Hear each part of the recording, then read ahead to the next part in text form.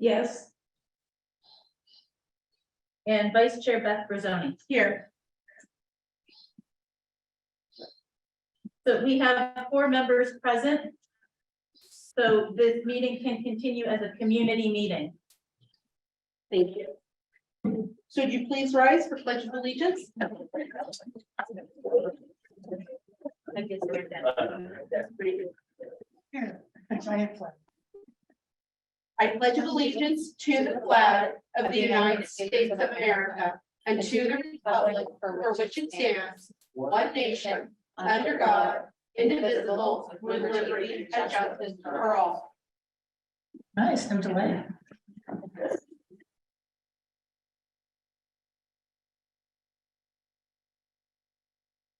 Carolyn? We have Carolyn. Would you want to re-announce them? Yeah. So with the arrival of Caroline Madden, we are now a quorum of 5, and this is post-match. Thank you all for coming today. We know how busy everyone is, and another meeting is not what you all would prefer to be doing on one of the longest nights of the year. The local coastal plan is important, yet an emotional topic. I ask with kindness that everyone here this evening is thoughtful. Please be respectful when others have their opportunity to comment, present, or speak. Permit Sonoma, District 5 representatives, and Supervisor Hopkins, we appreciate your hard work. Thank you very much. And I turn the meeting over to Permit Sonoma. Thank you, Beth. Many of you may know me, but I'm Deputy Director of Planning at Permit Sonoma. Good to see you all in person, on Zoom, except for our Zoom folks. And I'm joined today by Cecily Condon, who's our Project Review Manager, and then Claudette Diaz, who's the Project Planner for the local coastal plan. So we are going to go into a presentation to summarize all the work that's happened in the last 2 months since we were last at the Board of Supervisors, as we prepare to return to the Board of Supervisors on July 17th, so next month. And with that, I'll turn it over to my team. You like questions held to the end? My understanding is since we'll do, we are officially a MAC meeting, is we'll do the presentation. I would then expect questions from the MAC members and then questions from the public. But ultimately, I defer to the chair. Thank you. All questions and comments will be held to the end of the entire presentation for Permit Sonoma.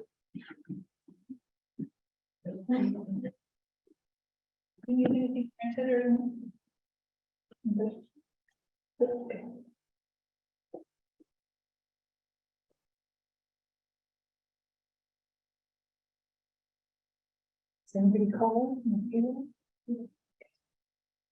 Hello, everyone. My name is Claudette Diaz, as Scott mentioned, and with me is the project manager, Cecily Condon. I wanted to thank the Coastal MAC for having us here today. Today we can discuss a little bit more about like what Scott mentioned, what's been done since the April 4th hearing, and we're happy to answer any questions at the end. Hi. Sure. All right, so just to orient everybody towards what's bringing us here today is we are nearing an additional public hearing, hopefully for adoption of the local coastal plan on July 17th, 2023. But this local coastal plan update is specific to the region highlighted here in yellow. It's always good to start these meetings with a context of what we're looking at. Sonoma County has 55 miles of beautiful coastline, and the coastal zone extends to the first ridge line or up to 3 miles inland at the mean high tide. So this is just a good context for being able to see the visual of what specific areas the geography of this local coastal plan would cover.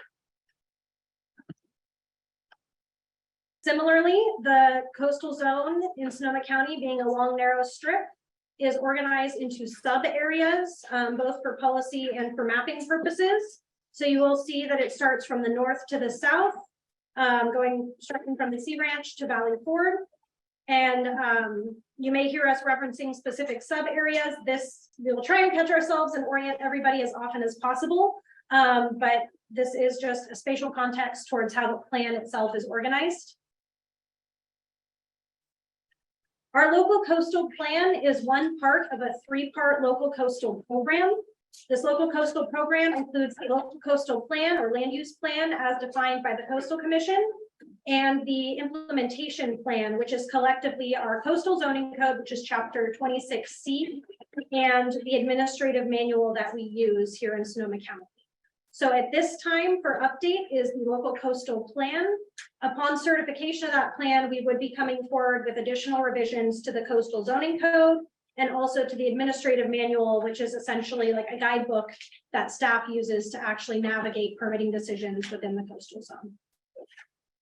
So we're really happy to be here today, but we do want to be respectful of the work that we have going forward also on that implementation piece. I know many of you have been working on this as long as we have or longer, and we look forward to working together on that implementation phase as well once that formally begins. So since 2019, there have been multiple drafts and public workshops. We won't read off every opportunity for public engagement that we've had on this project, but most recently on April 4th, the Board of Supervisors held their second public hearing on the local coastal plan update and directed staff to work on some narrow topic areas and come back on July 17th, 2023. I do just want to say that this project goes way beyond and before 2019, as the project file was initiated in 2013, and another series of public workshops were held in 2015 with the release of a previous draft. But with the board's direction, as of April 4th, 2023, staff developed a series of topic papers, and Claudette will now walk us through the discussion papers that were published on June 5th of this year.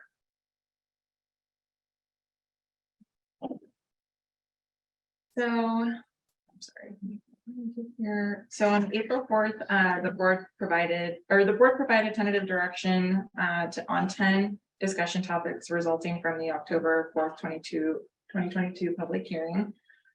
Direction for some items was to return with additional policy options developed through working with targeted stakeholder outreach. These topics included agricultural uses, public access, fire fuel management, and preservation of non-commercial forests and woodlands. Additional outreach to discuss these policy options. There were several meetings. They were coordinated by District 5. On April 17th, we met with a local licensed forester, the Temperate Cove Fire Protection District, CAL FIRE, UCCE, and the community members. On May 1st, we held a second meeting with the Farm Bureau, Regional Parks, the Agricultural Commissioner, and community members. We've held several meetings with regional parks and the Agricultural Commissioner's office to hash out several policy options and revise the policy language to be a little bit more friendly to the agricultural community. So just to reiterate, these discussion topics include agricultural uses. When we met with the Agricultural Commissioner, we also discussed a policy alternative to pesticide regulations, and that's included in one of the discussion papers. We're also going to review public access, fire fuel management, preservation of non-commercial forests and woodlands, and site-specific policies for visitor survey uses, as well as technical corrections. So the technical corrections include any grammatical errors, incorrect internal references, consistency errors, spelling and grammar errors, and consistency with and ensuring consistency with local, state, and federal regulations and adopted plans.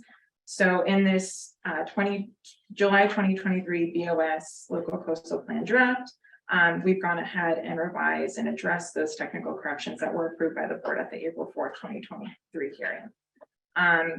Within this July 2023 draft, we've also included some policies and some revised policies and alternatives that are represented in the draft in red line. And when we go back to the Board of Supervisors, we will have the board adopt the removal of the alternative. So there will be alternative options, and we can discuss that at the next slide. So for the agricultural uses discussion topics, we went ahead and removed horses, donkeys, and mules from the land use table to include all livestock and farm animals. We removed the limitation on number of residential units. We've also updated the land use tables to include residential units or residential uses as a principally permitted use in agricultural and resource designated parcels. We've also proposed new policy alternatives to allow for repair and maintenance of fencing within riparian habitat to support existing agricultural operations. We've also allowed or included a new policy to allow excludable activities within mapped sanctuary preservation areas and conservation areas, provided that the project area does not meet criteria for ESHA, which is environmentally sensitive habitat areas. The maps are just for visual purposes. It really depends on if they meet the criteria for ESHA. As previously mentioned, when we met with the Agricultural Commissioner's Office to discuss agricultural uses and revising policy language, a policy alternative was brought to our attention to revise the herbicide policy and remove herbicides and replace it with pesticides. And that will be a policy alternative that is brought to the board on July 17th. We've also discussed public access. So we've added 2 new policies, and these are shown here. And they also require a coastal development permit for vacations of right-of-way within sub-area 10. We've also revised policy language for the method of acquisition to policy CPA 1B to clarify proportionality and nexus requirements. We've updated the Appendix B, the public access plan, in coordination with regional parks to reflect changes in conditions that have changed since 2019. We've updated the public access map series. We've really focused on moving the maps or moving the access points and trailhead dots, the symbology that was in the previous maps, to public access points, including public roadways and public parks. We've also hatched the Estero Americano because that is a public waterway. And we've also provided an option to remove points in sub-area 10. So there are several policy options that we're proposing to the board, which will either to remove the dots, to approve the dots as proposed, which is moving the dots to public access points and public parks, or to modify them. So we've also revised the table format to just provide some clarity and revise the California Coastal Trail Legend, the term future to undetermined location and proposed to planned. And this was all in coordination with regional parks.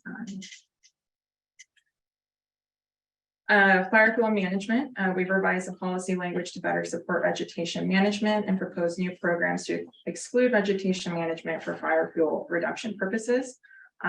This was done after our meeting on April 17th. We've met with a licensed forester to draft up their policy language to provide for vegetation management as something that may be excluded through the local coastal plan. Forests and woodlands, we revised policy COSRC 7.0 to allow for fire risk reduction projects, restoration projects that are overseen by registered professional forester. We've also proposed new policies to manage forests and woodlands to balance coastal resource protection and fire reduction.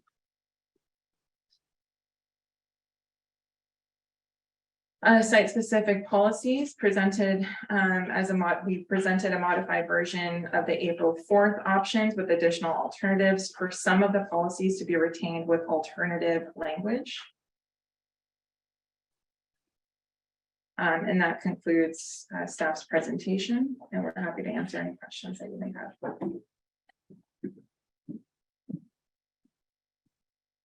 I just want to clarify, there's no more further presentation from Permit Sonoma at this time. That's correct. Thank you. Through topic by topic. But we're all on the same page at the moment. Is it possible to do a quick overview of all the elements? Just what it is? Is that what you're asking? Scott? No, I just, rather than just have all questions coming from all topics up mixed up, we'd say, okay, let's talk about this now. And then we'll do the next one. So we're all on the same topic, asking questions. So we can build on what we're talking about. I think that's a great idea. Okay. So Jill and Carolyn, are you in agreement? We should do the comments and questions topic by topic? Okay. So Claudette, can you remind me what the first subject matter was? Yeah, agriculture Agriculture. uses. Okay. So what I would propose at this time is that anyone that has a question or comment on agriculture, if you would, Debbie, did we see to it that everybody had the opportunity to fill out a comment card? We have comment cards here. Is there anybody who would like to comment who has not filled out a comment card? Or do we just take the comment cards and then people as you know, they have a question or they have a comment, they can come up at that point? I think a lot of people were unaware that there were comment cards. We'll just do it that way. Topic by topic, and you know, somebody would like to speak on several topics, they get several times to speak. Yes. We will definitely weigh that. Thank you. Definitely. All right, so then let's first start with the agriculture. Can I have the comment cards or do you want to, would it be easier if I just looked at those to see the ones that might be agriculture? There are agriculture. There none of them are agriculture? I Okay, put mine in as agriculture. so what I'm gonna ask is that when everyone speaks, so that meeting L can pick it Is up. that Michael? It's Michael. Okay, yes, I see that. So, And I want to speak on that. Okay, so everyone will have to come to the podium to speak so that the meeting L can pick it up. so we have Michael Murphy first. Michael, would you please come to the podium? And we'll have 2 minutes. Realizing that this method's gonna add a lot of minutes. So, What I do ask is that if you're gonna speak on multiple topics, you keep your comment as brief as possible so that we can stay within our time constraint. Is there any way we could do something about the light? I'm 76 years old. Yes, now we have the presentation. I thought it was me. I can't have a hard time seeing. I don't have my sunglasses. Yeah. Just imagine you're in the Forestville Club.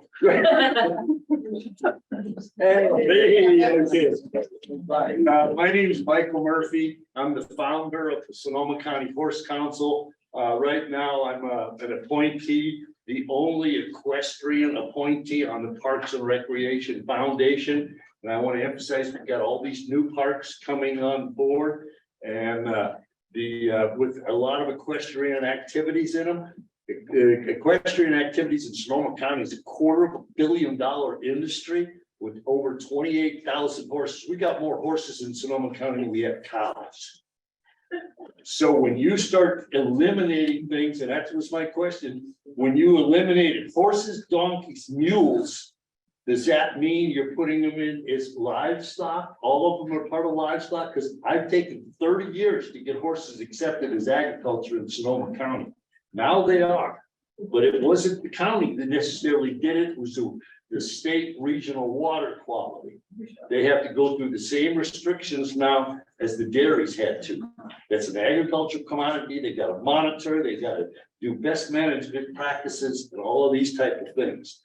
So when I see lines through horses, donkeys, mules, and similar, I'd like to get that explained to me. Is that eliminating them or is that putting them into the category as agricultural entities and part of livestock? Should I answer? I'll answer that question because this has been a bee in my bonnet actually from the beginning. Technically for the Williamson Act, horses don't count as livestock. We're not talking about the limits. But however, they are farm animals, and so they're part of the entire umbrella, but we felt like I actually felt that it was odd because we actually have more cattle grazing to call out some animals and not others. So the idea was to create an umbrella term that recognizes grazers as a whole. So they are not being sort of kicked out, they are included in an umbrella, but we're not sort of saying which animals, right, are, you know, we're not prioritizing some over others. Because I've written a mitigation banking for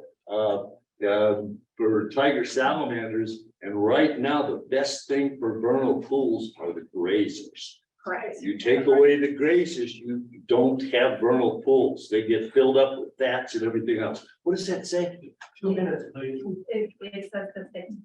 It says what? Your time is up.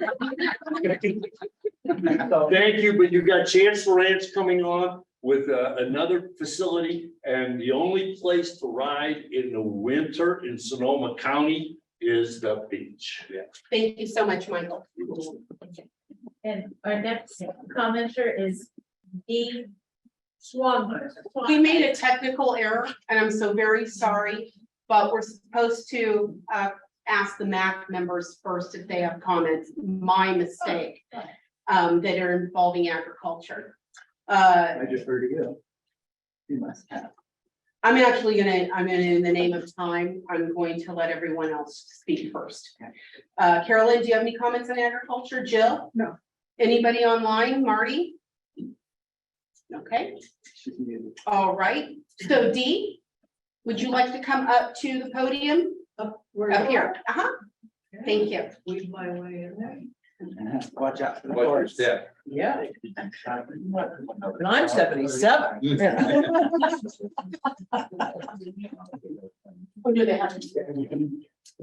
Hi, I'm Dee Swanheiser. I'm a 47-year resident of Sonoma County.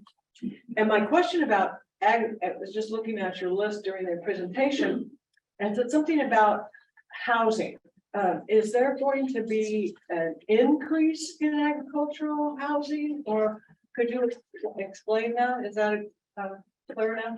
So the, to clarify, the draft local coastal plan doesn't allow housing beyond, it wouldn't change from what the current allowance for housing is.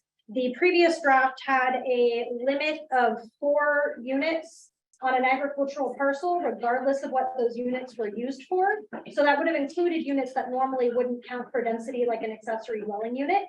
So what we did is we did not change the density or increase the density of development that's allowed on the parcels, but we did remove that 4-unit cap that was previously applied regardless of what density the parcel had. So they can still only develop at their approved density by land use. And then ag employee housing that to the amount that qualifies, or an accessory dwelling unit. But it doesn't grant additional housing beyond that. It just removes that sort of 4-unit cap that had previously been put in earlier drafts of the plan. Okay, I don't understand that, but I'll get counsel. Feel free to chat. Okay, thank you. All right, anybody else from that immediately in this area that would like to have a comment on agriculture?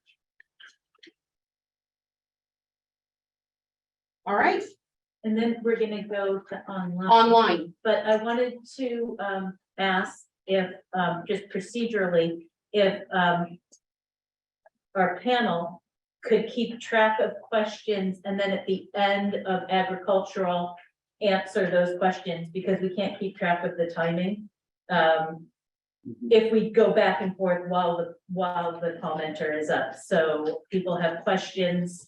If we can keep track of them at the end of agricultural, then we can address them all as one. Okay, so then just to clarify, for the chair, they would just integrate their questions into their comments, speak their 2 minutes, and then we'll wait to respond to them. Yes, thank you. Thank you. All right, Leo. So At this time, anybody online, please raise your hand if you'd like to speak. regarding agriculture. We have two hands. I'm going to go ahead and recognize the first one. People keep putting their hands down.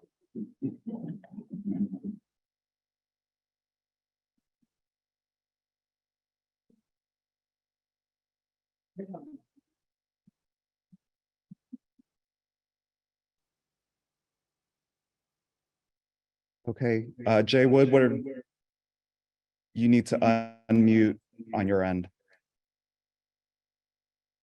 I'm sorry, I did not have a comment, so please forgive me. I'm sorry.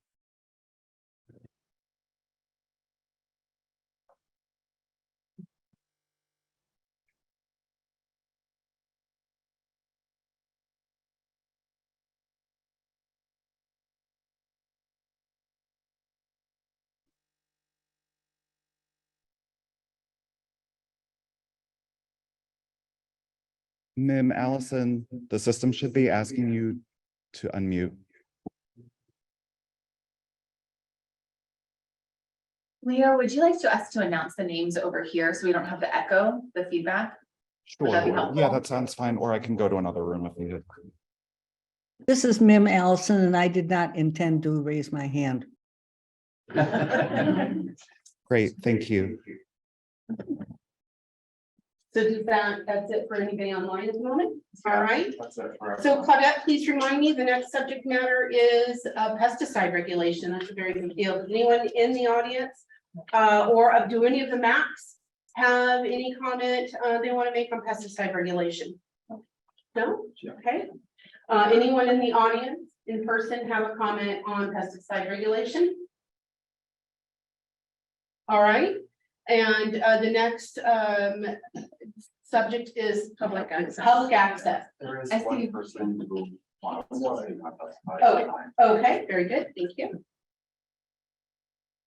So it looks like Ruben will be recognized online and you should hear something saying to unmute yourself. There we go. Yeah, my question was, it sounded like pesticides did not include herbicides when you ran by the changes that were being made. And I'm wondering if that's true, first of all. And secondly, I would wonder why herbicides were eliminated. Are there other hands raised? Are there other hands? No, this would be the only one. Cecily. Okay, sure. So we met with the Ag Commissioner to discuss this change. We're still providing an option to retain herbicides, but we're providing an alternative to replace it with pesticides, and pesticides would be including herbicides as well. Okay, so it would include herbicides. And That is correct. it would include, in other words. Okay. As long as they're not being set aside, I'm fine. Thank you. All right, so public access. Anyone in the room here or on the town? I'm sorry, the max, do the C-Max have? I actually had a follow-up question based on Ruben's question, if that's okay. Yes. My question, and I heard Dee just ask the same thing, is that do we have a definition of pesticides, and is it inclusive of herbicides, insecticides, rodenticides, fungicides, mildicides, all of the sides?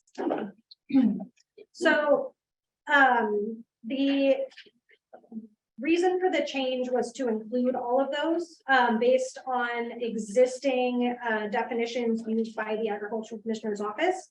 The intent is also to assist them in, partnering with us on enforcement related to these issues. If we're not using the same language, then it becomes really difficult from a regulatory standpoint. And so that was part of the intent of the change, and additional information will be provided at the July 17th hearing, where Andrew will also be present, or Ag Commissioner will be present. So sort of like the farm animals, it's actually creating a larger umbrella that is less restrictive, that includes kind of all of those things. Yes. Okay, great. Thank you. And still calling for further development of an implementation for this. Thank you, Chair. Thank you. So back to public access. Do our CMAX have any questions or any comments on public access?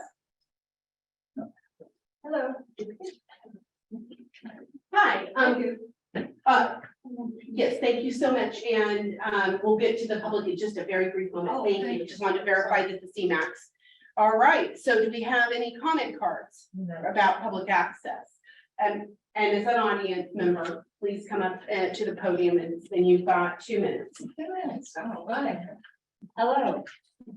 My name is Carmen Estrada. I'm on the board member of the Bodega Harbor Homeowners Association. We have submitted a letter on this topic. I hope this is the right topic, public access. And that is, the harbor historically for the last 47 years has had 2 public access points for the public to access the beach. One is Pinnacle Gulch, and the other is Short Tail Gulch. This was as a result of a 1977 settlement agreement due to litigation between the Coastal Commission and the developer of Bodega Harbor called Trans-Century. I call this the Trans-Century Settlement Agreement. In that agreement, it was agreed that the developer would give to the county these public access points. And they were public access points to the beach. I say here that it is limited to public access points to the beach and not to Estero Ranch, which in one of your attachments, I-34, you state that the LCP states that public access through Short Tail Gulch shall be through Estero Ranch, not to the beach. You didn't say that, but just through Estero Ranch, period. Bodega Harbor and its board state here and in our correspondence to your county council that there is no public access through Bodega Harbor and Short Tail Gulch to Estero Ranch. We ask that you correct that. We ask that you correct any discussion of access to either Estero Ranch or Estero Americano via our property, which is Bodega Harbor Homeowners Association common area, to these areas, mainly Estero Ranch and Estero Americano. That is inappropriate and it's not what the 1977 settlement agreement provides for. Thank you very much. Thank you so very much, Carmen. We appreciate that. Does anyone else in the audience have a comment on public access? Please come to the podium.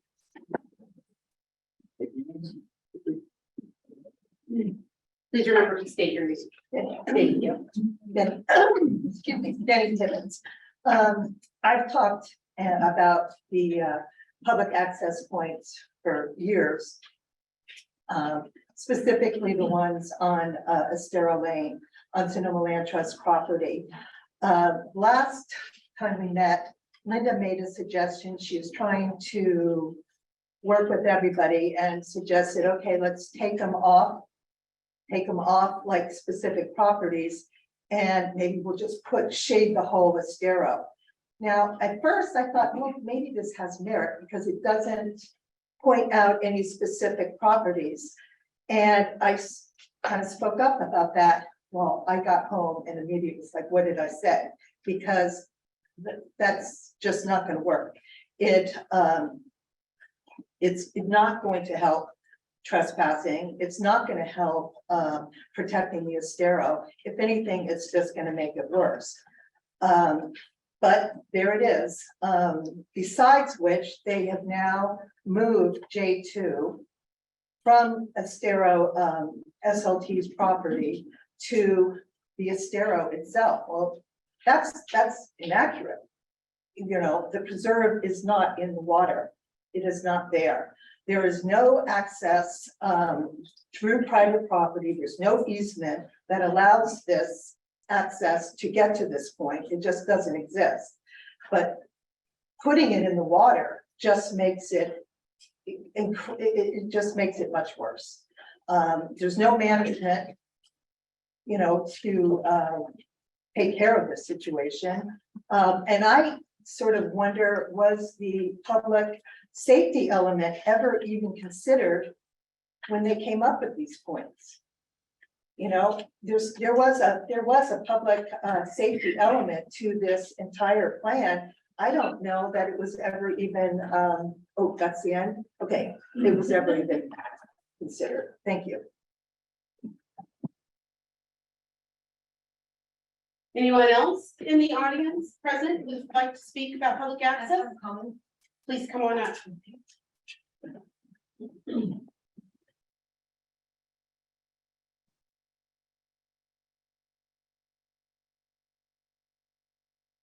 Thank you. My name is Shanti Edwards. I'm a stewardship senior project manager of Sonoma Land Trust. And I want to express my thanks to Permit Sonoma and the staff for all your great work on this process. And I have a few comments specific to the point J2. That point reflects some existing ongoing conservation land management, science and monitoring activities, as well as limited public access from Sonoma Land Trust at their Americana Preserve. And we've been providing those activities since 1997. We want to ensure that moving or removing the dock does not limit our ability to conduct our natural resource management activities or diminish the important public service we provide to our existing community engagement programs. So our preserve was acquired for the goals of protecting the coastal estuary and upland habitats and the restoration of those habitat areas, as well as limited public access. And our preserve is a land base for a lot of citizen science activities like raptor walks, the Madrone Audubon's Christmas bird count, coastal prairie grassland management and monitoring because of our livestock grazing out there, as well as field trips for school children. We also partner with academia and agencies and NGOs for science-based monitoring for the health of the estuary and upland habitats. This work is critical for assessing the conservation and restoration priorities in the watershed and directing resources to the care and stewardship of these lands and waters. I also just want to say that the environmental education work that we've been doing is really critical in a time that we're competing with screens and phones for kids' attention. We need to get them outside more and do more of this, not less. And then finally, related to policy CPA 1M, the Land Trust and other conservation partners have invested a great deal of funding into the conservation of lands along the Estero Americano, and we strongly object to the privatization of the Estero Lane because there would be, it would clearly reduce historic and existing level of public access as well as any future public access opportunities. And finally, thank you so much, Shanti. Okay, I have more to say, and I would love to connect one this up later. Thank you. Excuse me, could you turn that microphone on? Does this go on? Yeah, there's a button there to the left. And for speakers, there's a kind of time indication over here. Testing? Is that better? Thank you. Who else in the public would like to speak about public access? Anyone else present? Thank you. Do we have Leo? Do we have people online that would like to speak about public access? We do. Someone just raised their hand, and for the phone-in callers, if you can't read my message, you may press *9 to raise your hand as a phone-in caller. Okay, I'm going to go ahead and recognize Steve Higgins. You should be allowed to speak in a moment. Hello. Can you hear me, Leo and everyone? Yes, thank you, Steve. Great. Good evening, everyone, or late afternoon with the solstice just happening. I just wanted to bring some points of clarification and support of some of the previous speakers on public access. It is actually within the public access has two parts, the element and then the plan, which is Appendix B. And it is within that Appendix B that they talk about access to the Estero via Short Tail and Pinnacle, which the BHOA board members have deemed to be in violation of those current easements, not to mention a whole host of other problems by trying to promote that access. But there was also absolutely no discussion about creating that access point. And it's actually I-35, not 34, that you are changing from proposed to existing, which I think is really a presumption. It is not existing, and there is no gate there. And I think it's going to be, should involve a lot more vetting before ever deciding to put a gate there. And that dot should not be changed to existing. The second point, as far as the Ms. Tibbetts' comment, the entire public access element has not been cross-referenced with the public safety or hazards element. This is why we have, public access development projects like the boardwalk planned within, tsunami zones, sea level rise zones. I have been bringing this up for years, that the public access plan was written in isolation and without consultation with even state parks, who manages a third of our coast. So no, it has not been addressed in all these years, that it has not been. Thank you very much. Thank you, Steve. Do we have any other hands? It's fine. Okay. Start in the next.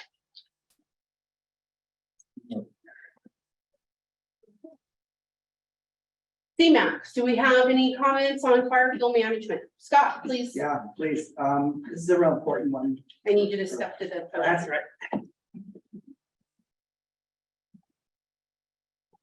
Scott Farmer, Timber Cove. Fire fuel management is real important in our area. Without getting into the details, my question is, or I should state first that defensible space seems to be well addressed. And property, forest that's under logging or commercial use is well defined. It's the area that for larger properties that want to create shaded fuel breaks that aren't commercially supported. If you could explain, and this topic seems to include forest and woodland as well. They kind of straddles the two. And if you could explain how managing a shaded fuel break, creating and managing, fits into those two, that would help me understand. Thank you. Thank you, Scott. Jill, do you have any comments on fire fuel management? Carolyn? Do members of the public here in the yacht club have any comments on fire fuel management? Dee, please.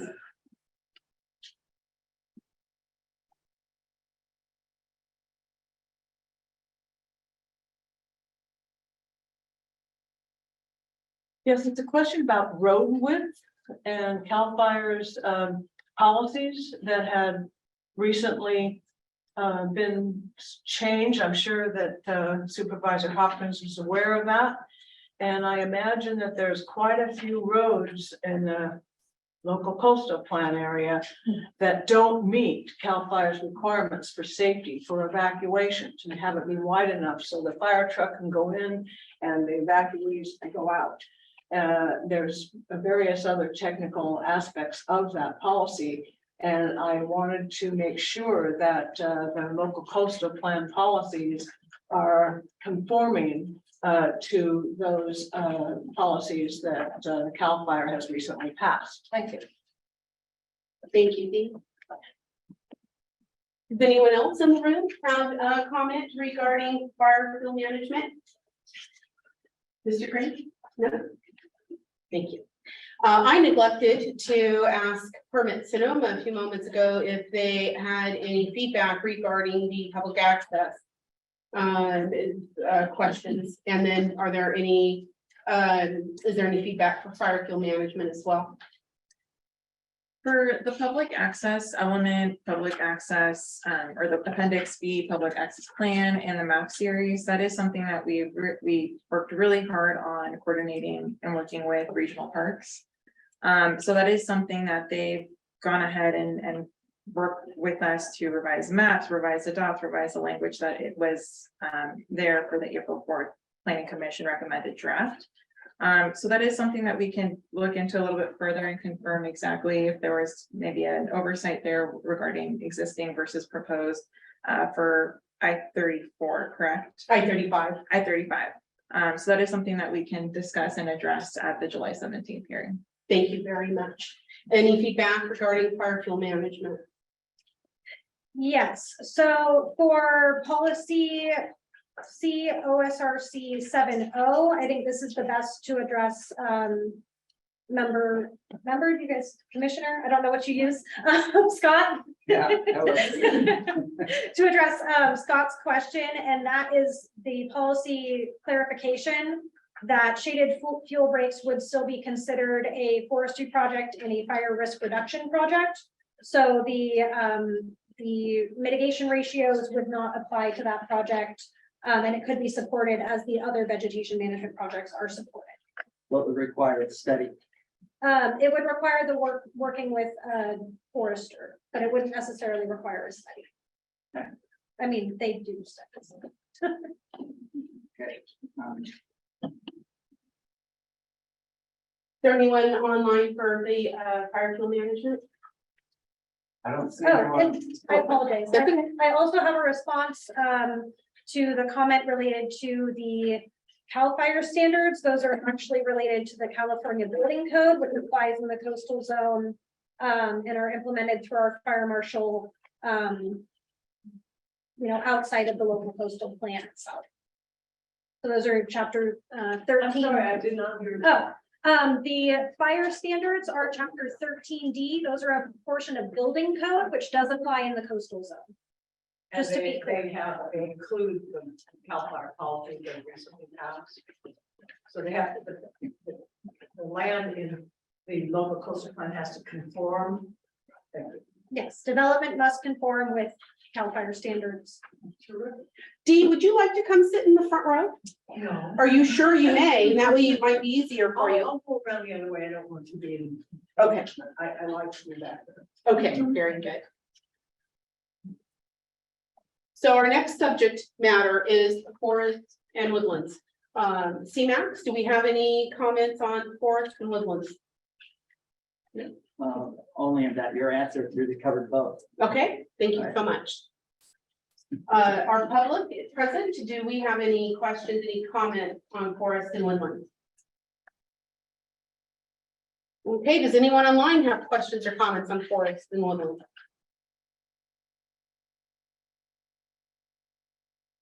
Right now, there's nobody who's hands raised. Again, if you're on the phone, I see there's new phone in people. You may dial *9 to raise and lower your hand. But right now, nobody has their hand raised. Thank you. Our next subject is site specific. CMAX, do we have any comments or questions on site specific? We'll call Jill first this time.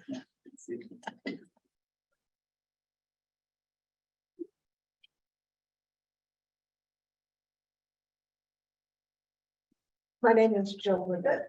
I'm the CMAC representative for the Denver area. I've taken various positions on this, and I wanted to clarify where I stand now after getting a very thorough education. One of the issues is that the removal of the site-specific language is being advocated because it's theoretically redundant. It doesn't need to be there, so it's superfluous and should be removed.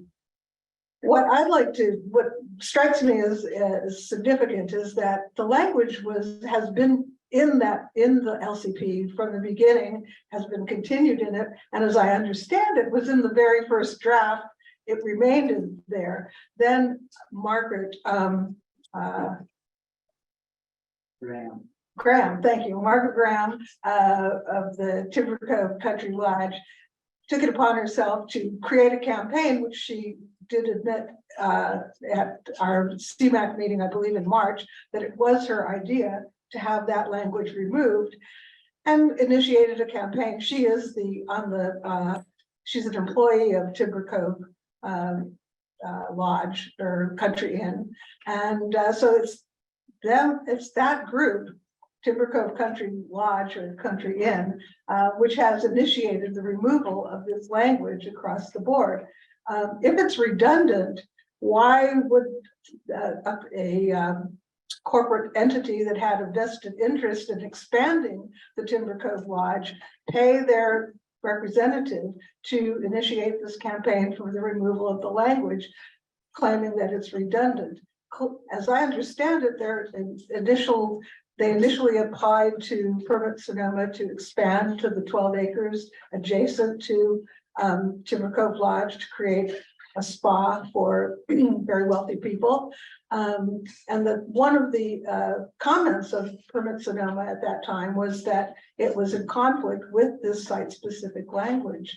So it seems to me that their attempts, their paid lobbyists' attempts to remove that language is serving their corporate interest.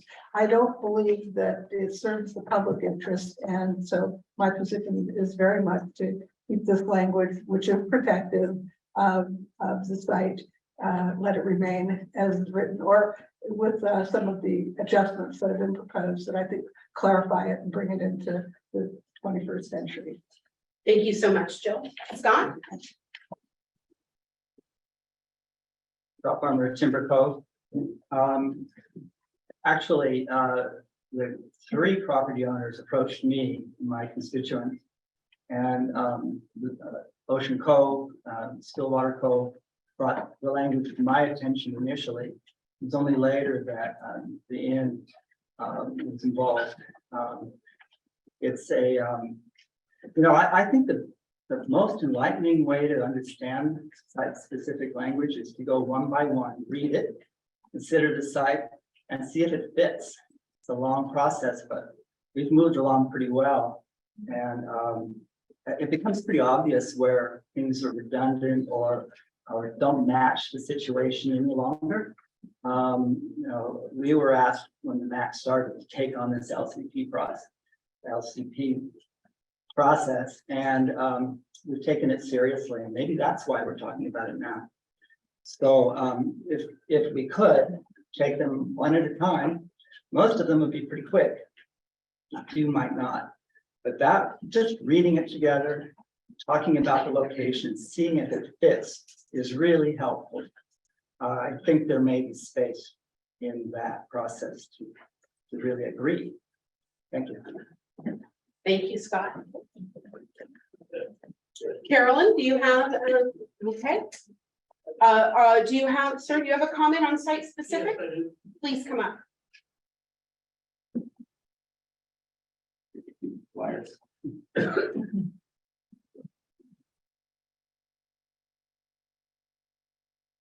Ranch up there, Ocean Cove Ranch, and we also have camping in the, Can you say your name, please? yeah, Bill McMaster, Ocean Timber Cove.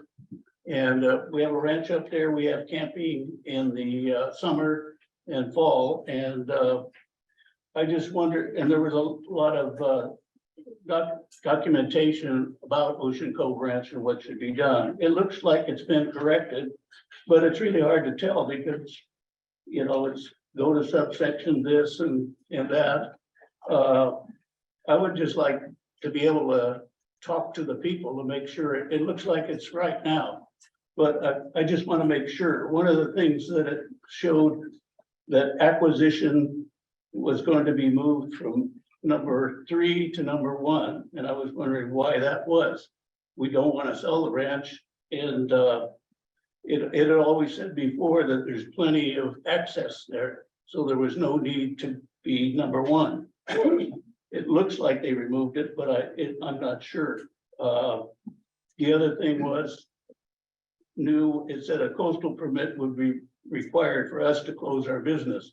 Well, we don't want to close our business. It's been there for 80 years.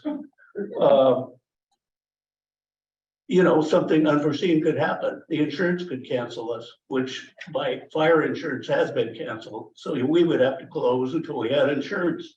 If there was a landslide at the boat land, that we would have to close the boat land. I would just like to make sure that these things have been corrected and meet with somebody on the staff to see that. Thank you. Thank you.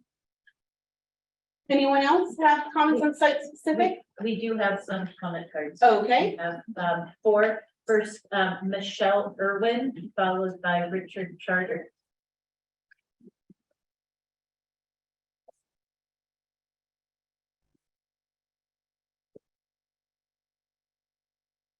Good evening, everyone, and thanks to everybody, your energies to put this work together for our meeting this evening.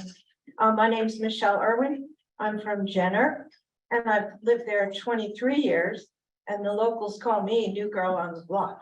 So anyway, I'm here to reiterate the support that many, I think all of the supervisors have received in letters from the Sierra Club, the Surfrider Foundation, and many others. Sonoma County's remaining undeveloped coastal parcels deserve the special protection provided by the site-specific policies because they address the unique characteristics and vulnerabilities of specific areas and ensure the long-term health and accessibility of our coastline that have been protected under the LCP since 1981.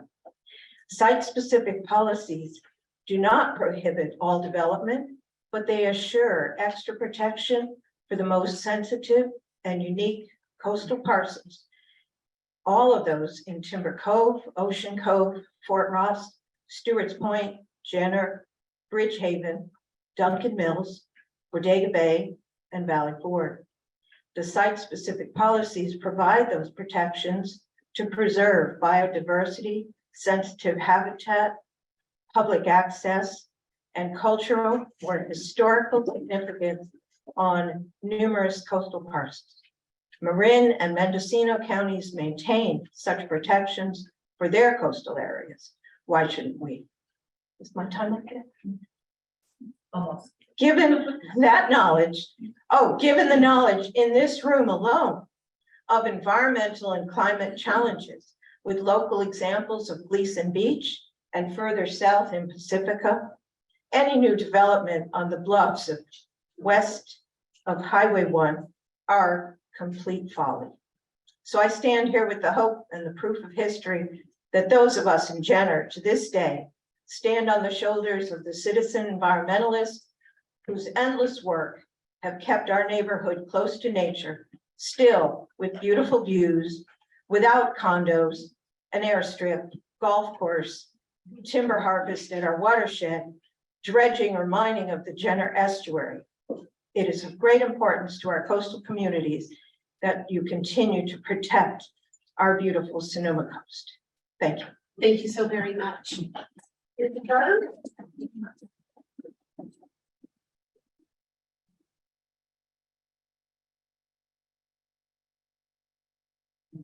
My name is Richard Charter. Thank you all for all of your work. If you were to look out over your shoulder across the harbor of Bodega Bay around 1962, you would see several very tall construction cranes in the process of digging a large hole for a nuclear reactor right there. When 1963 came to an end, those cranes were gone, largely because of rooms like this one. And the focus became building a different nuclear reactor on Point Arena instead. And when that idea also went bust, the plan was to strip mine gravel from Penny Island to build something called Jenner Bay, with condos up both nearby hillsides, a 4-lane freeway from Jenner to Petaluma, and tightly packed houses on all of our coastal bluffs. The last straw was a plan to close off all of the Sea Ranch coast to any public access, and that is how Sonoma County became the birthplace of the hard-fought 1972 Coastal Initiative and the 1976 Coastal Act. Without these, this coast would be unrecognizable today. In our first local coastal plan, the public made clear that protecting the coastline between the ocean and the first road was the most important policy, prioritizing preservation of environmentally sensitive habitat and maintaining continual open access to the shoreline. That's how our LCP became the model emulated by so many other counties along the California coast. And to our current challenge of accommodating sea level rise and what we do next becomes obvious. To anyone who might be thinking that the LCP and its parcel specific protections represent an obsolete artifact of a former era when the public cared more about the coast, I would simply point out that nothing could be of more contemporary importance to the citizens of Sonoma County than preventing the erosion of the key elements of coastal protection represented in the parcel specific protections in our LCP. Keep them all, update a couple of those that need strengthening, no special interest favors, and we can all celebrate this coastal national treasure with which we have been entrusted by previous generations. Thank you.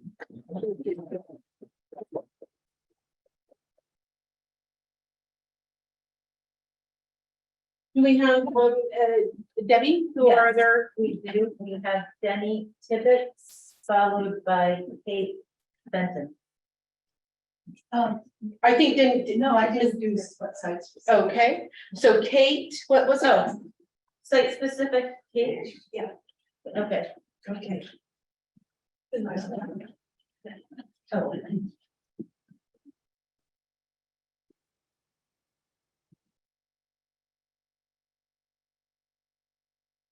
Hi, I'm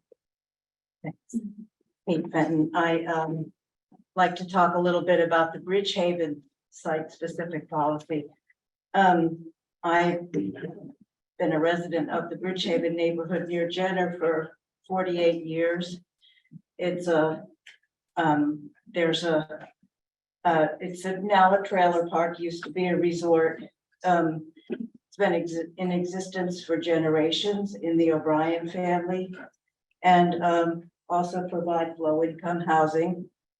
And since the property existed before the Coastal Act and the original LCP, these certain specific policies were written into the plan, protecting public access should the owners wish to expand.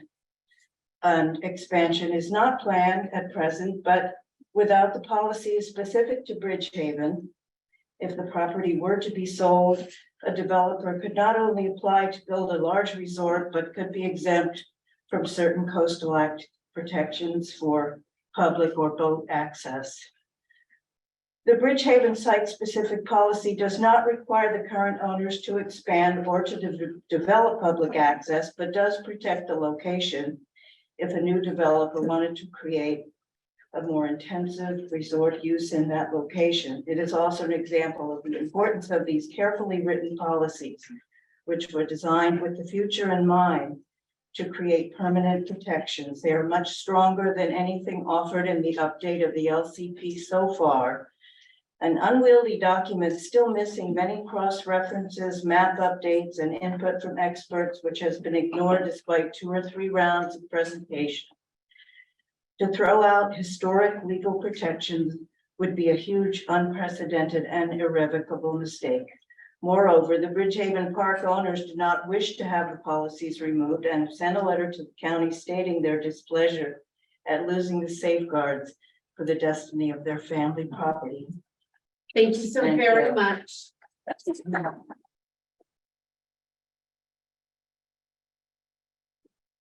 Any more? There's one more that just came in, Margaret Graham.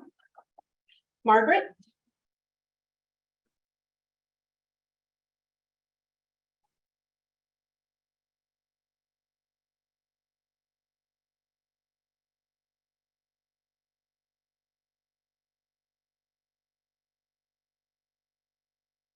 Thank you. My name is Margaret Graham. And Jill, I actually I appreciate you using my name. Rather than the lobbyist or the whatever else I'm portrayed as during this process.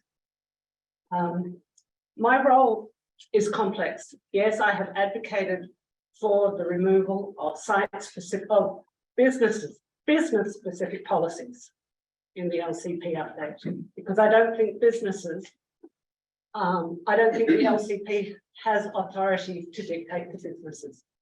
Timber Cove Inn is a business.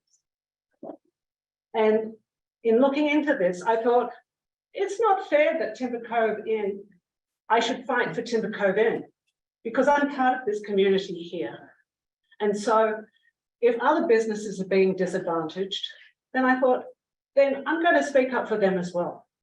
Ultimately, it's up to whoever, whether it's Ocean Cove, whether it's Timber Cove, what you want to do, what you want to say. I just don't think it's right that LCP should include policies addressing a specific business.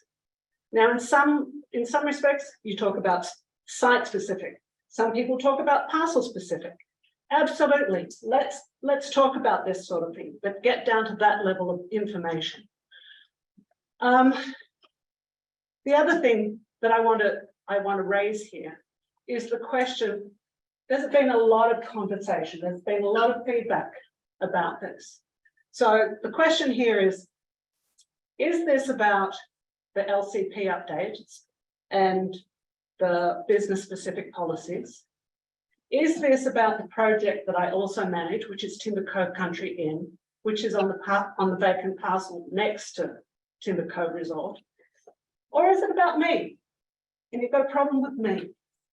So please, I will continue to support for the removal of business specific policies in the LCP, and I appreciate the time and the effort the PRMD has done in putting this forward. Thank you. Thank you very much, Margaret. Any other comment, cards?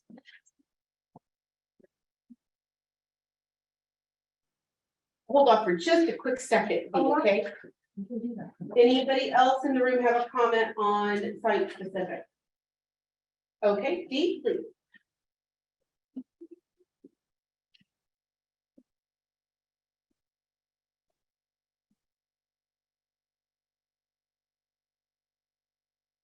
Thank you. Yes, I guess my comment is a question about what the previous speaker, how she characterized what we're doing, or what was being proposed. Is this business specific policies, or are these site specific or parcel specific policies? It's an important question. I hope you can answer. Thank you. Anyone else in the room have a site specific comment or question? Leo? Anyone online? Or I don't need to pull out mine. I'm gonna come up and list it. There you go. So there's at least 5 people with their hands raised right now. So I'm gonna go in order. I'm gonna recognize Sarah Griffin. Sarah, you should be allowed to speak, and it looks like you've unmuted. Yes, good evening. My name is Sarah Griffin, and I am here on behalf of the Surfrider Foundation Sonoma Coast Chapter. The Sonoma Coast Chapter is made up of volunteers who work to protect our coasts and improve access to beaches. The current proposed LCP policy update would eliminate site-specific coastal protections for many of the county's remaining undeveloped parcels that have been protected under the existing LCP since 1981. This would pave the way for coastal development that could negatively impact coastal habitat and public access to the coast. Our ask is simple: keep these crucial protections in place. Site-specific policies do not prohibit all development, but they assure extra protection for sensitive and unique coastal resources, like places in Timber Cove, Ocean Cove, Jenner, Stewart's Point, Bridgehaven, and Fort Ross. They are necessary to preserve biodiversity and habitat, manage climate change impacts, enhance public access and enjoyment, and preserve cultural and historical significance. The Surfrider Foundation Sonoma Coast Chapter urges Permit Sonoma and the Board of Supervisors to retain the current site-specific policies in the LCP update. By tailoring policies to address the unique characteristics and vulnerabilities of specific areas, we can ensure the long-term health, resilience, and accessibility of our coastline. Thank you for your time and consideration.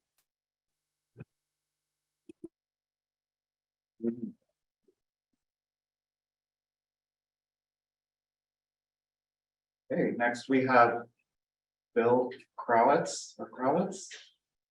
You should be allowed to unmute and speak, please. And just for everyone's knowledge, I am doing the timing for everyone online. So when we're at 30 seconds, that'll flash onto the screen so people can see it Molly as well. Thanks. Go ahead, Bill. I'll start. Hi. Hi, Bill Crowitz. Yeah, thanks. We have a great coast here. We should not take it for granted that it just happened, or will stay that way.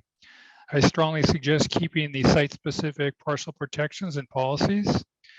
We should not be trying to weaken them or eliminate them. They have served us well by protecting our coast for over 40 years. These site-specific policies do not prohibit development. They just make sure it's done in an appropriate way and at an appropriate level. Thanks.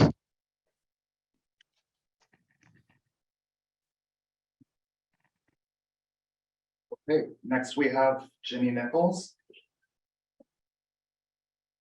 All right, Ginny, you can unmute and let's see if your mic is working.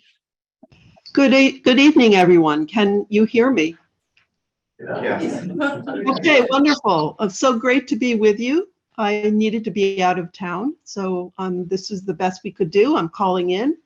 And my comments are to address the Sonoma County Supervisors and the PRMD. As competing pressures on land use continue to press the county, it's evident that the interests opposing conservation and preservation, that i.e. the development interests, are attempting to influence decision makers to allow the unraveling of the current version of the Sonoma Coast LCP. Enabling this to happen would be an unbridled beginning of the end of the coast as we know it. It would open the doors to legal loopholes and could challenge each protected parcel from further development.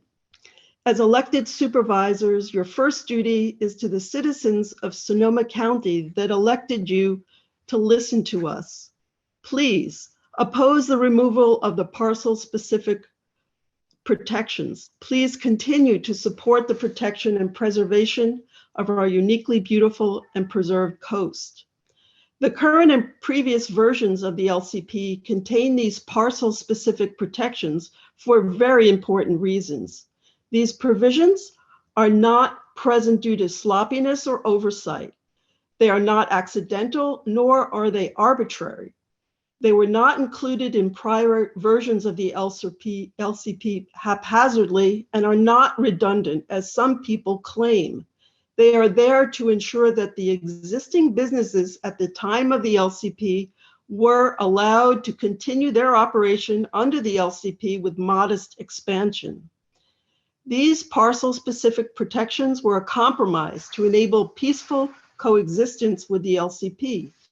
And let us not be naive to imagine that there are not enormous financial interests at stake looking every which way to undermine protections that enable these parcel-specific wedges to break apart the LCP protection of these parcels and the coast at large. Thank you for being vigilant and for your support to protect our coast. Vote absolutely no on removing these parcel-specific protections. Thank you very much. Thank you, Ginny. And just for, I don't know if it's needed for disclosure, but Ginny is a member of the MAC and she was speaking as a member of the public today. Next, we have Patty Selwyn.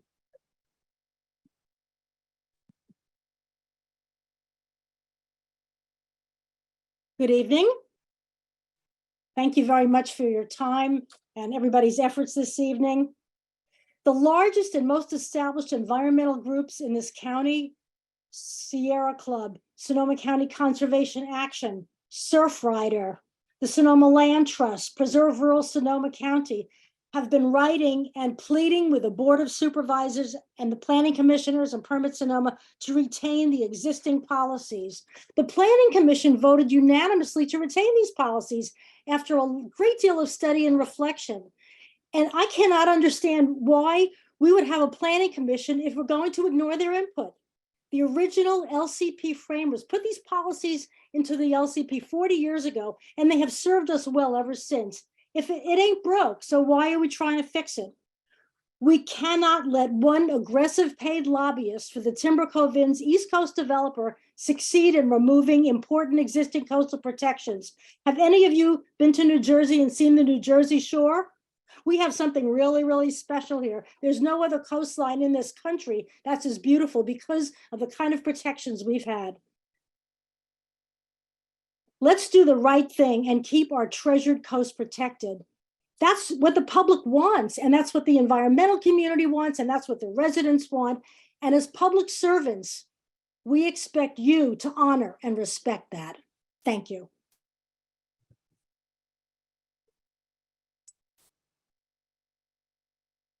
Great. Next, we have Meta Hansen.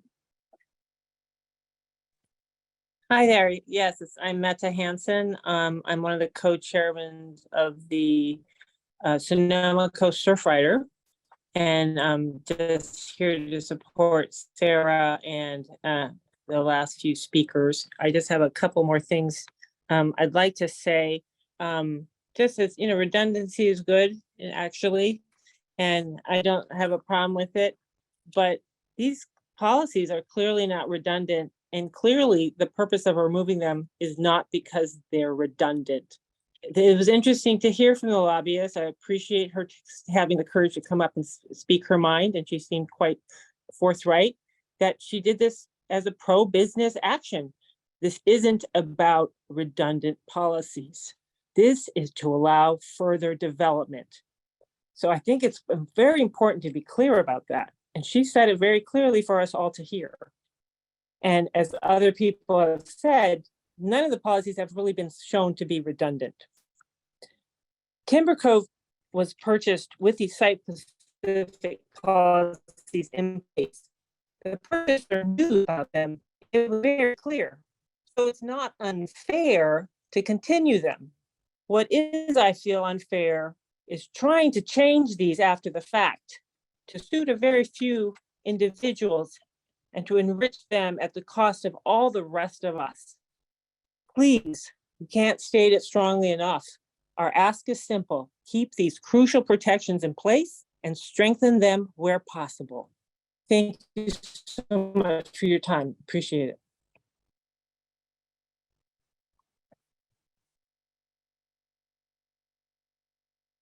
All right, next we have C. Higgins. Steve, just give me a second. Okay, you may unmute. Go ahead. Thank you, Leo. And thank you to all the previous commenters, which I support. And I just wanted to provide some clarification. As someone who reads LCPs up and down the coast, it is not that a business is being named. It is specific to a parcel that a business is located on. And while I definitely agree that there should always be consultation with the current owners, we have to remind ourselves what these policies have been in place for and what our LCP currently does and what it should do into the future, which is provide protections into the future and maintain the integrity of the existing document. These are not targeting businesses. That is not accurate, Margaret. It's just that a business happens to be located on a parcel, so the parcel is referenced by the business name. But the intention is to protect the parcel or appurtenant parcels. And that is the reason those site-specific policies have been in there. And the original writers of those policies can support that. Richard Rattecki, Bill Cordemathy was still with us. The intention is to keep these parcels protected, to possibly look at ways to make them more protective. But if you remove them, you have absolutely no opportunity to improve them. So they should remain, and they should continue to look at the current impacts that we know and understand by science now to be improved, if anything, but most certainly not removed, because that would not maintain the protections that we currently have. Thank you.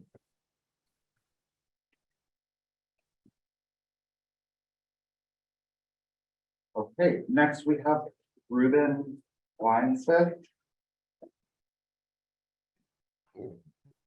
Thank you. Margaret Graham tried to reference businesses because the next step would be to claim that what these site-specific parcels do is a takings. And I claim that when I was at the meeting that the Board of Supervisors had a straw vote where they basically said they're going to eliminate these parcels I saw that as a taking away of protection, a taking away of our beautiful coast. And therefore, I strongly recommend that we keep all of those parcels protected as it was originally intended. Otherwise, we end up with a taking. Thank you.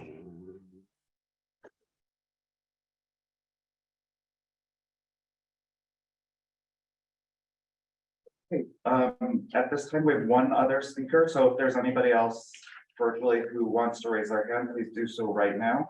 And if you're on the phone, it's *9 to raise your hand. Norma Jellison, you should be allowed to unmute at this time. Thank you. Parcel-specific policies retain fragile habitat, spectacular views, vulnerable coastal bluffs, and accessibility for the public. They are the only real way to protect what we value so much by protecting, preserving, and restoring our coast. And our neighboring counties like Marin and Mendocino, as well as other coastal counties up and down the coast, include parcel site-specific policy protections in their LCPs. They recognize that these parcel site-specific policy protections ensure that the unique qualities are protected, and so should we, by including parcel-specific policy protections in our LCP without eliminating, without going one by one, nitpicking. They should be retained and, if anything, strengthened.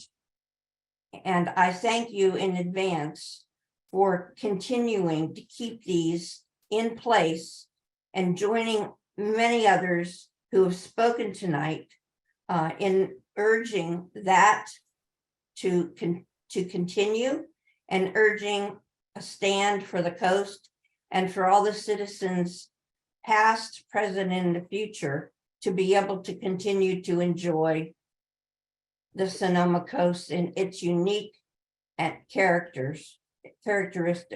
Thank you.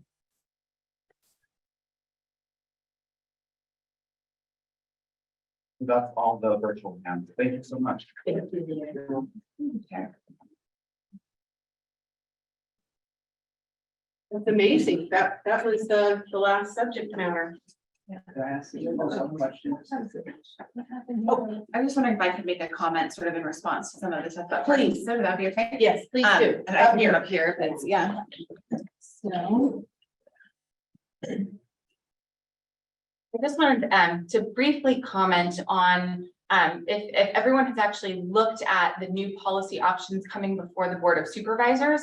There is actually alternative 2 throughout the document, and I'm wondering if anyone's had an opportunity to review that. But one of my concerns about parcel-specific zoning is the repeated use of the word allow with respect to then words like expansion, development, and limited development.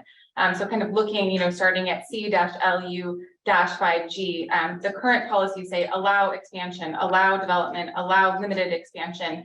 And then we have encourage, well, that's it. So that one, allow limited expansion.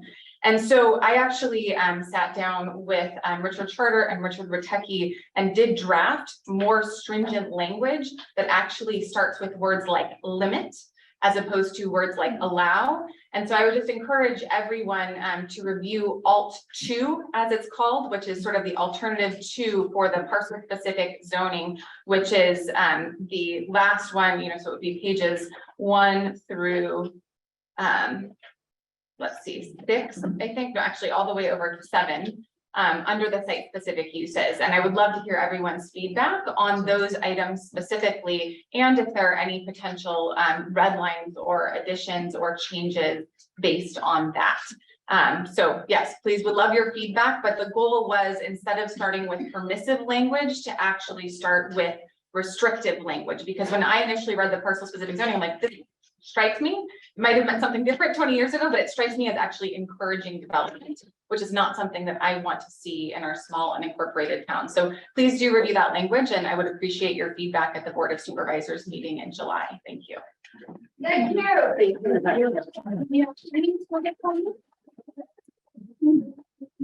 I would like that. Yep, come on up. Quick question, site specific. Does that, the address of 21850 Highway 1, is that referred to in site specific language? That's a lot that's right next to the Timber Cove Inn or resort. No, no address or parcel number is provided with any of these policies. So is it determined or has it been yes or no? If in fact the country inn property follows under the language of this Timber Cove Inn? It is not determined at this time. Okay, that's it. Thank you. Thank you, Scott. Any other questions or comments? Would you please come to the podium? Thank you. Denny Pibbitts, and I thought we were going to talk about EPSA and conservation areas. Was that not one of the? We can talk about anything we We want can. to talk within the LCP. That wasn't part of the presentation. Okay, my question to Permit Sonoma, and Cecily, you know, I've been writing lots of letters, but trying to understand, what does a conservation area mean? What does it mean? How is it triggered? What happens? What is it? I've owned property for over 35 years. I've gone through 2 very successful coastal development permits. No one ever told me I had a coastal area on my property. I never knew until the LCP map came out. Last year, in depth, I went, talked to everybody I could. The only thing Gary could tell me was, it used to be on a map. So that's why it's on this map. Then it got taken off the map, and then it got put back on. So I decided to dive in again and try to find out what it meant. Just recently, I talked quite a bit to your biologist, Rich Stabler. And he said, you know, this has come up a few times. And we got a guy who used to be a planner back when the last LCP, like in the 80s. And he couldn't come up with the answer either. They don't know what triggered it, there's no definition for it. I have a house, I have roads, I have underground lines, but what does it mean and why is it there? And if it's not relevant, maybe it shouldn't be there. So that's my question. Was there a specific title to that? Conservation area. Thank you. Okay. Does anyone else have any other question or comment about the LCP that they would like to make? Please come forward.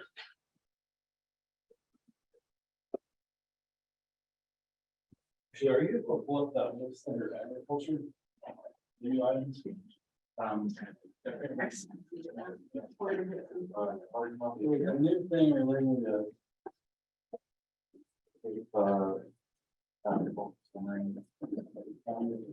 New item. While you're reading that, I'm gonna see. Is there anyone else that this gentleman is reading the document that has anything else to say about the LCP and its whole? Any other comments?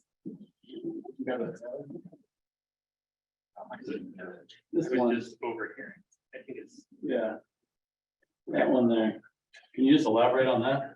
What's that? Which one? Could you please? Can you pull it up on the screen? State your name. Oh, I'm Nate Buck, live in Salmon Creek. Just confused by one of the items on the agriculture at the bottom there. That one, yeah. Can you just elaborate on that? Yeah, so we worked to revise or to add this new policy to allow for excludable activities within the map sanctuary preservation areas, provided that it doesn't meet the definition of ESHA. So this could include, so we do have the exclusion orders, right, which lists several different types of uses that could be permitted within the coastal zone. However, some of these uses may not be permitted if they're in a if they're not considered, or I guess I'm not wording that correctly. What we're trying to say is that if there's an excludable activity, something that's listed within that exclusion order.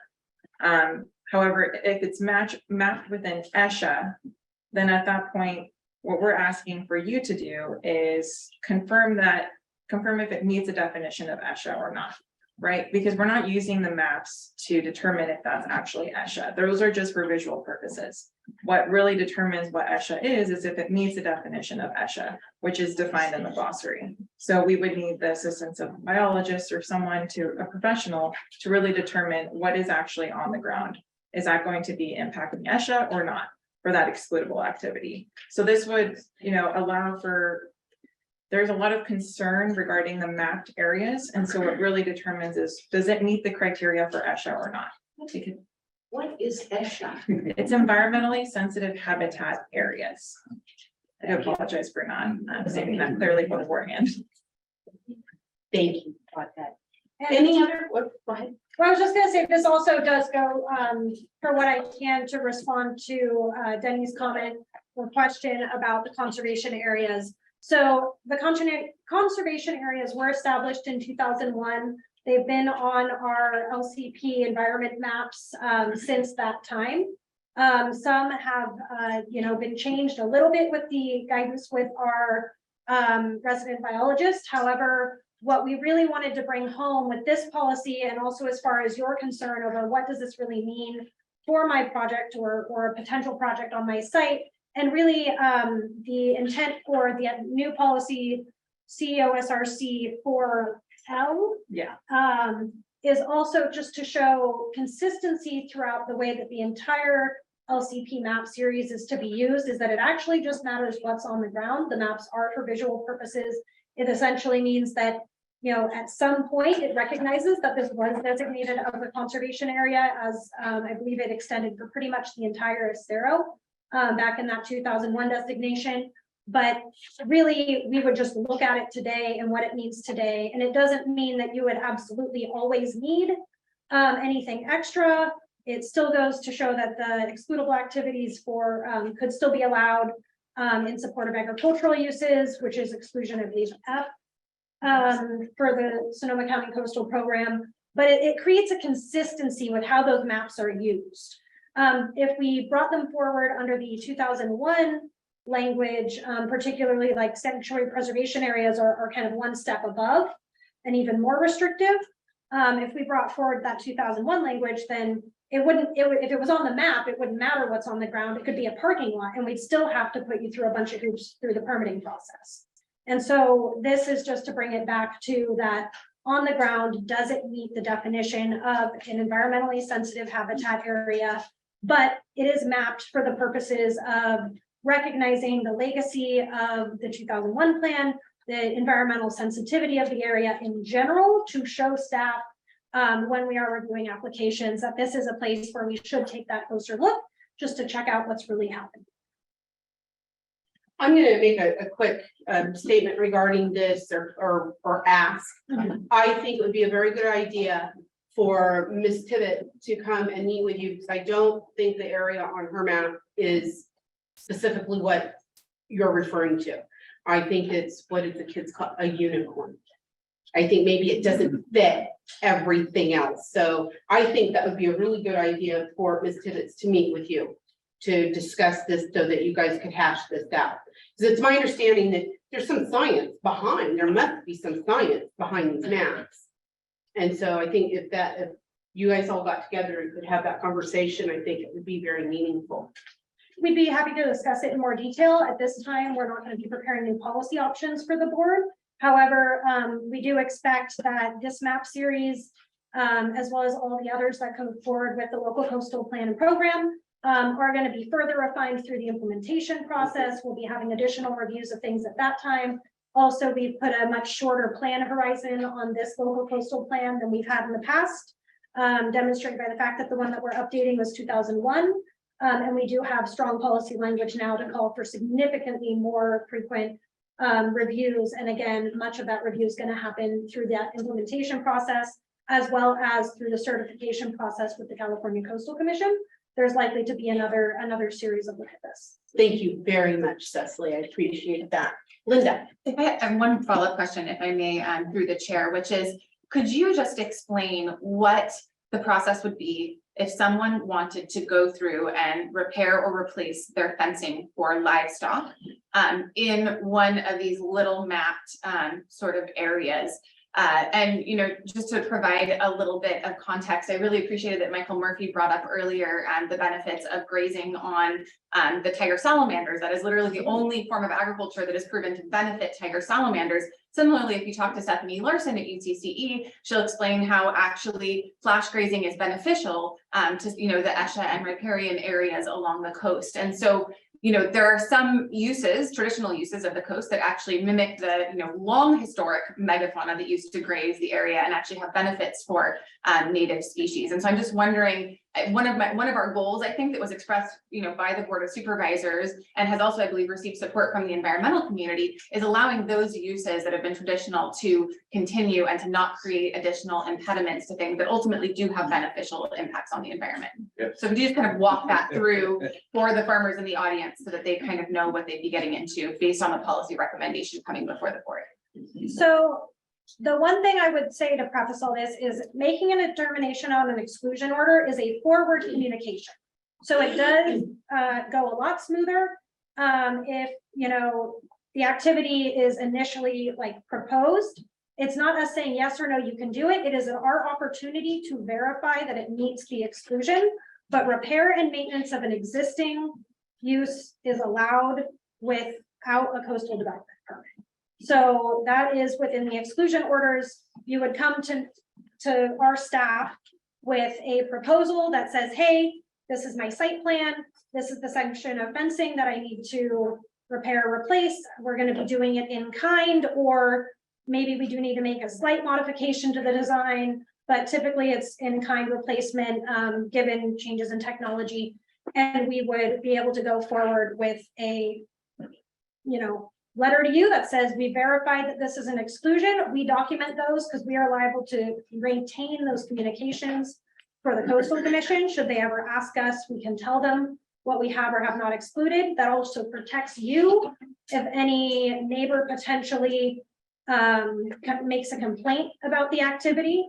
And it's entirely free to do that, to verify an exclusion order with staff. It's typically an email communication. If for some reason it was a significant gray area, then we may discuss whether or not we needed to make a plan consistency issue out of it. But anything that's been proposed, like repair and maintenance of an existing use, particularly for supporting agricultural uses, would be allowed to move forward at no cost. Mark, could you come up? Can I ask just 2 questions? Am I allowed to do that? Yes, but we need to be able to get you on meeting now. Thank you all.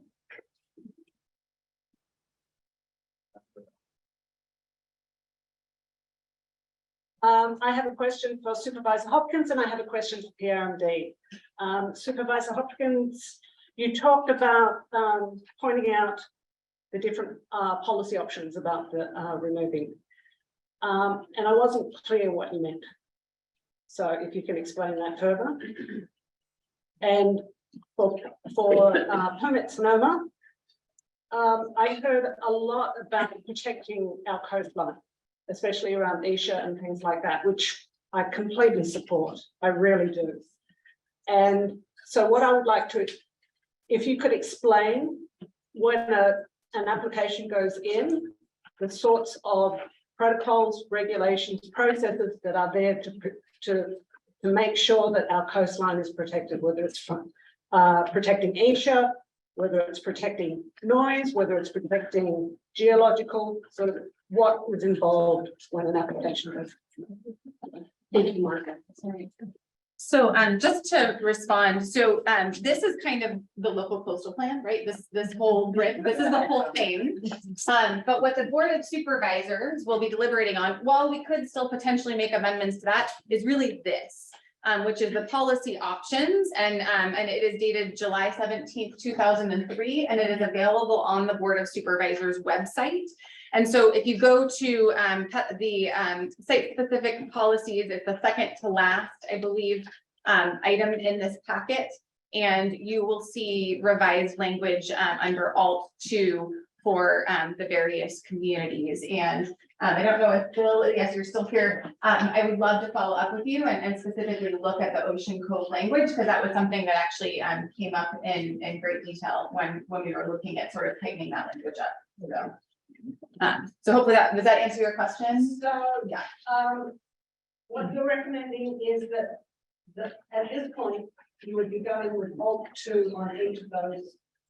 I'm one vote. We are up to, we have 5 members of the Board of Supervisors. That is what I worked on at a meeting, really came out of a meeting with Richard Charter and Richard Ritecki saying, hey, can we take these words allow and actually explain that it's sort of more like any development is contingent upon, wastewater, and so trying to sort of make it very clear that it's not being pro-development, it's saying any development must have these contingencies on it. So were you working on like policy option B?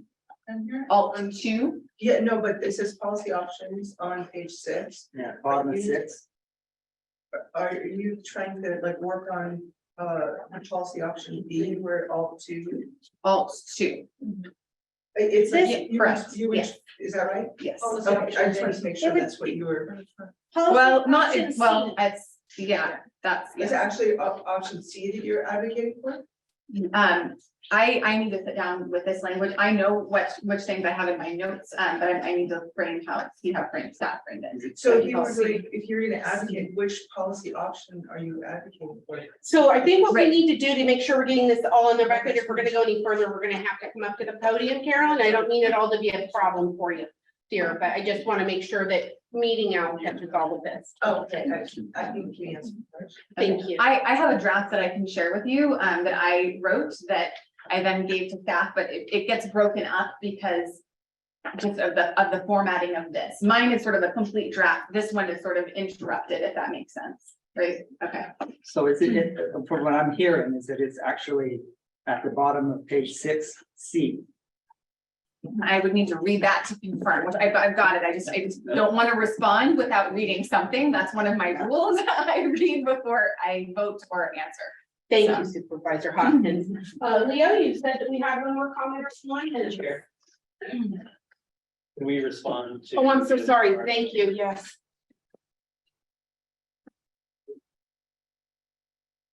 Thank you. And just to respond to the second part of the comment was related to what types of things does Permit Sonoma look for when we get in permit application. This is going to be extremely simplistic, but typically what we do, we get the application, we will review and send on referral to multiple other agencies. That includes the Regional Water Quality Control Board, California Coastal Commission, U.S. Fish and Wildlife. And in the meantime, we review for studies for protection of environmentally sensitive habitat areas, which we've been discussing a lot today. We also have significant protections for cultural resources. There is actually a cultural resource element to the LCP that has not existed until this draft that we're very excited about. And also consideration for noise and light pollution, not just for human nuisance, but also for the actual consideration of the effects on the environment and other animals. And then in the coastal zone, there's also additional protections for scenic views. That is one of the primary protections, and for anything that would prevent or potentially create any disruptions for public access. So that's not every single thing that staff reviews. Of course, we also are looking at geotechnical safety, water availability, sewer availability, or septic availability, as it often is out here. But as far as the global environmental conditions, those are sort of the things that we're looking at in addition to wildfire safety, and making sure that those issues are not going to be impacted as well. So it's an extremely broad review. Anyone that's attended a public hearing that's at the Planning Commission or Board of Zoning Adjustments would likely see a staff report that sort of goes into more details about every single one of these issues that I just rattled off through our experience in working with coastal permits. Thank you very much. And yes, I can answer the question now that I read it. It is option C, but the challenge with option C is it doesn't state which ones would be removed. So again, that's where I think the draft would be helpful, which I'm happy to share. If you just email our office, I can send you that copy. So. Yeah, please. Okay, I just want to. Rachel, Courage, and one, I want to say to Linda, thank you for the work that you've done. I think you've done phenomenal work on this. I did want to ask, you guys just mentioned with the fencing, sounds like there's not a permit, but you need to go to the county to repair your fence, and I just want to clarify if that's actually accurate. And just to give an example, my brother had somebody drive through his fence, and then the highway patrol and tow truck decided to take down another part of the fence. And that's, you know, when you've got cattle, that's not a thing that I'm gonna run into the county and check to see if I can fix my fence. So I just want to get clarity if that is actually the reality of what's expected. Certainly, in an emergency case, move forward with the repair. However, do let us know that you did it, because we want to be able to document that exclusion that applies for the sake of, you know, if there was a complaint based on the fence or any issues that could arise after that. Because exclusion orders, like I said, it's that forward communication, but certainly in an emergency situation, it would be a repair that would be expected. I'm just gonna put on the record of voicing that going into the county to fix some wire is a pretty onerous responsibility. I understand when you're building, I don't know, walls or what have you and buildings, but when you're talking about fixing a wire fence to go into the county, that's really, really onerous. And I think that's that needs to be considered in this plan. So- But again, I do want to say thank you to you because I think you've done phenomenal work on this. One thing I'd like to clarify, you don't need to come into the county. We have lots of ways of communicating that you don't have to leave your property, whether it's email, phone, whatever. Our goal is to make it as easy as possible. And part of the reason that we, appreciate the communication around stuff like this is, we are, we have the state above us, the Coastal Commission. So part of the reason that we document all of these is in case the Coastal Commission decides, say, we'd like to see all of your records about all the fences that you've allowed to be repaired. And if we don't have any, then things may get harder in the future. So that's why we try to keep good records. Maybe to the Coastal Commission too. It's wire. You're here.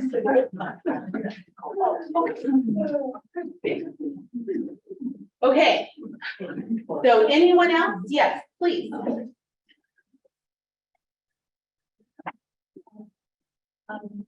My name's Renata Lee, and I'm a rancher up on Coleman Valley Road. But as we were talking about the idea on fences, is there a way that you could create a form for us that maybe we could fill out to say, this is Buckhorn Ranch, and this is the fence configuration of what we're managing. And then that's on your file. And then when we have repairs, replacement, then you have that as a footprint to say, we know that ranch, we know they're operating, and we know that that's their, so that we don't have to send in requests or updates to you, because you just know that we have existing operations. That might be a way for us to do this, so that people actually, I don't know how many ranchers will do that, but if there was some version of that was straightforward for us to fill out, it's kind of intimidating to say, okay, what's a project review look like? Map the site. How do you, it would be so much easier if we had a way to tell you what our operations were, and then you just said, that's good, Yeah, so maybe that is something that we can draft up for implementation as well. So that's something that we can work on and include with the admin manual update. Right. And I would say my first response was, oh, a form, that's intimidating.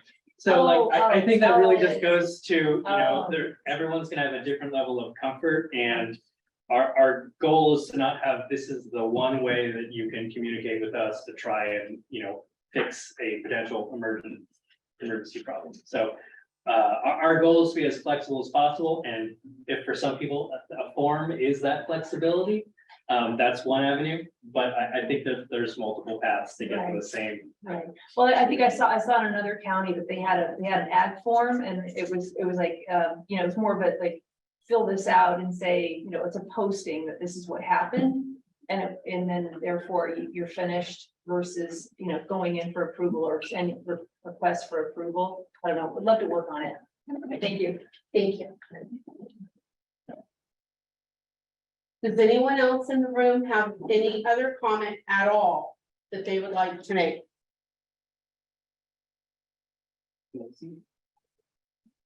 Closing comment. I'm sorry? A closing comment? We still have, I think, C. Okay. Yeah, but maybe that hurts. Okay. You want to do that now? Yes.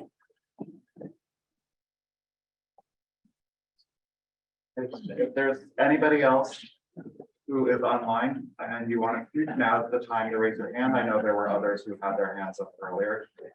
Okay, so C. Higgins is first, and then we have at least one other. Yes, hi, I just have a quick follow-up question for Supervisor Hopkins.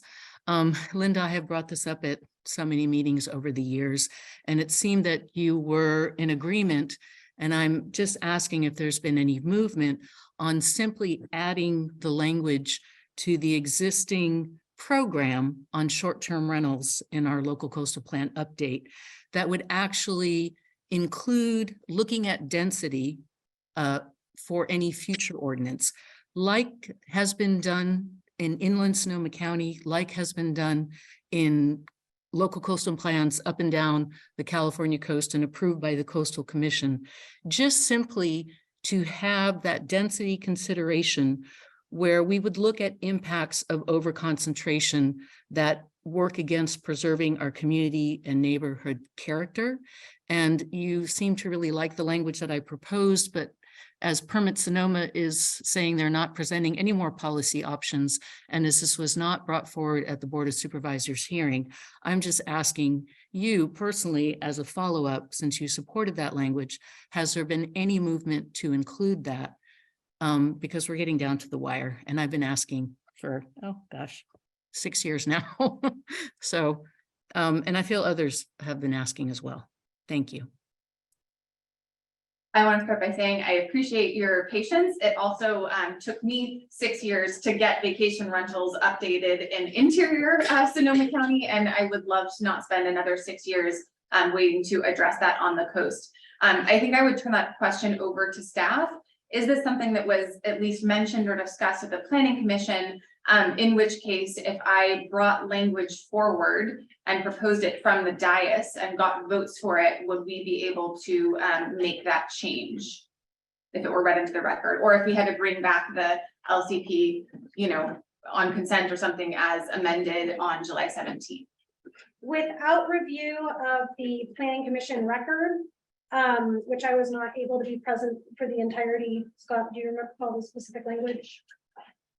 I know that the topic was broached at least once. I don't recall the specific language. I know that during the interior vacation rental update process, we did have language that we were hoping to apply to the coast that we held back because we were concerned about creating inconsistencies between what was approved as part of that process and this process that had already entered into public hearing stage at the board. So I think that it would be challenging to add it as part of this, but as Cecily mentioned earlier, is the next steps after we get through this approval process is implementation. When that implementation is also going to come with a number of changes and modifications, error fixes and things like that. So I don't think that it would be certainly not 6 years. We're going to need to move into implementation almost immediately.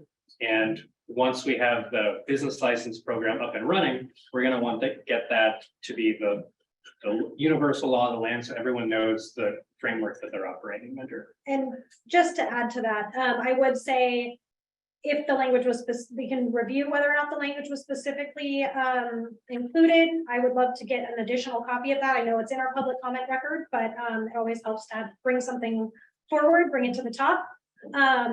And we can see if that language was considered in the public hearing previously. Otherwise, new specific language would cause a continuance or potential for a second reading based on the Coastal Commission's 6-week publication guideline.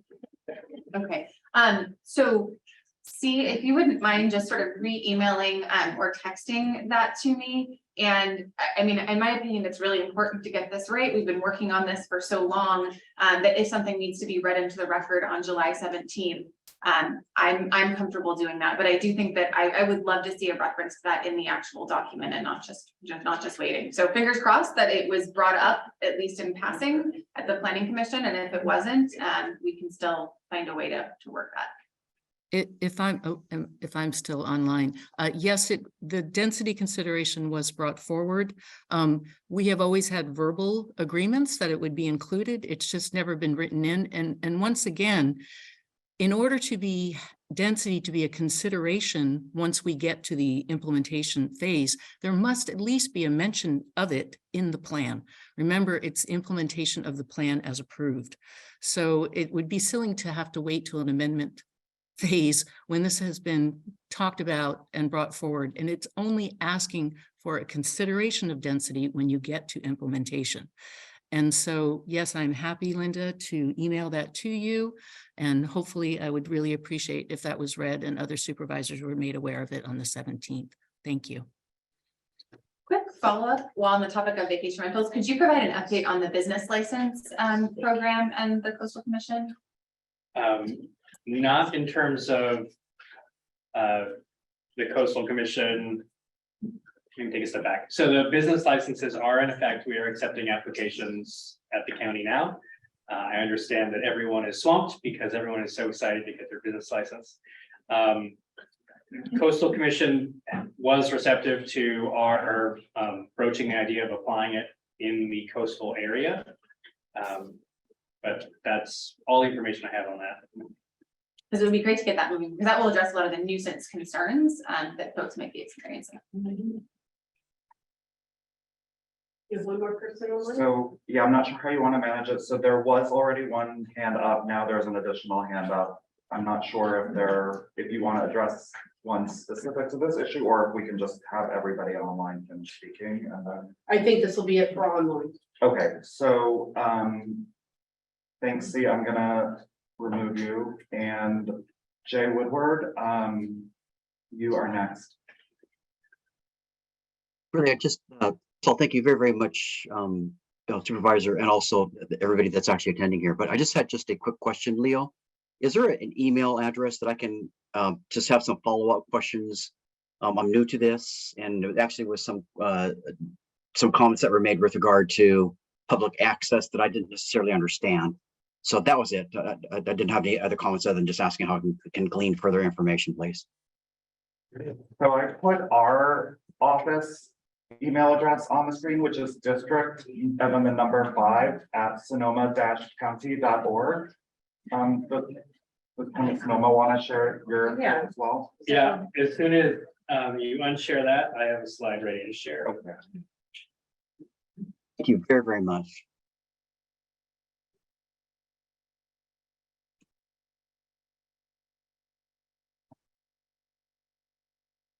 So that email is PRMD. Whoops. I am now out of battery. I'll put it into the chat afterward. Yeah. Everybody, please have a good evening. Thank you so much. And those of you online can rewind video. Okay, so I think we have Rue at this time.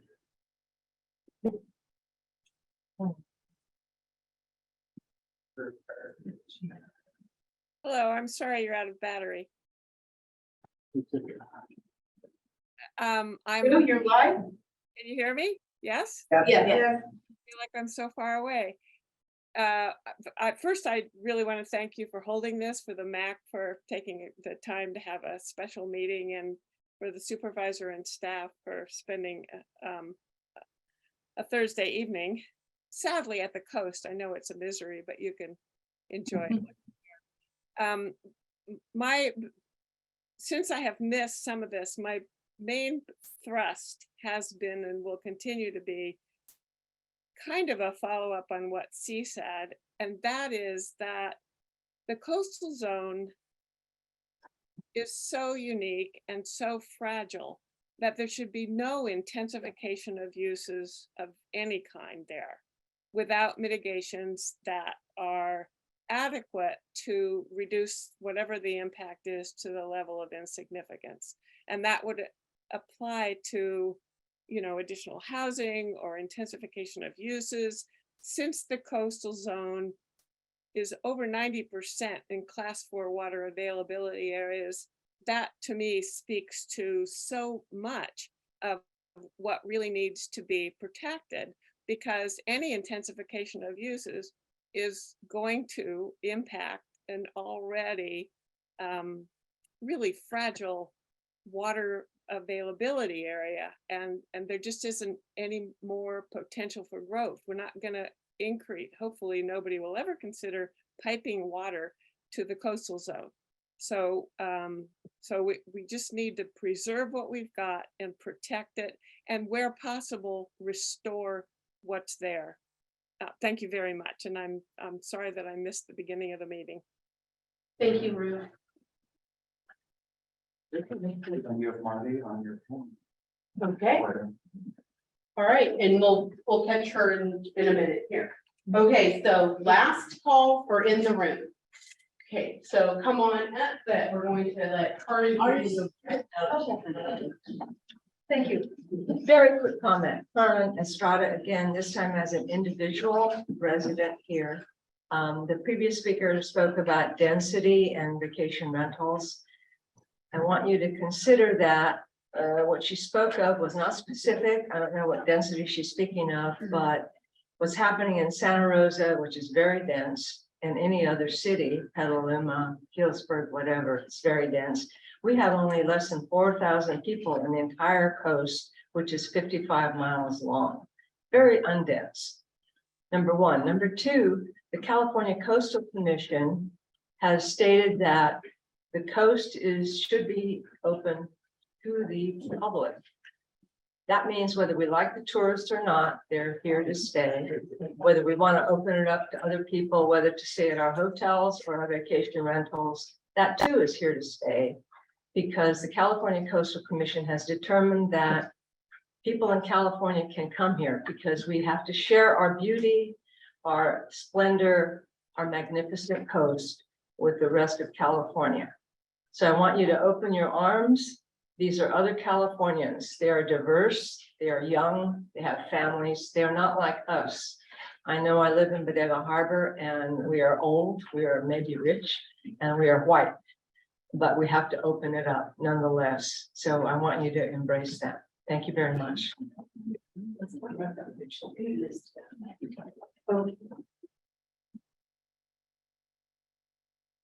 My name is Melinda Paul, and I live and work here in Bodega Bay.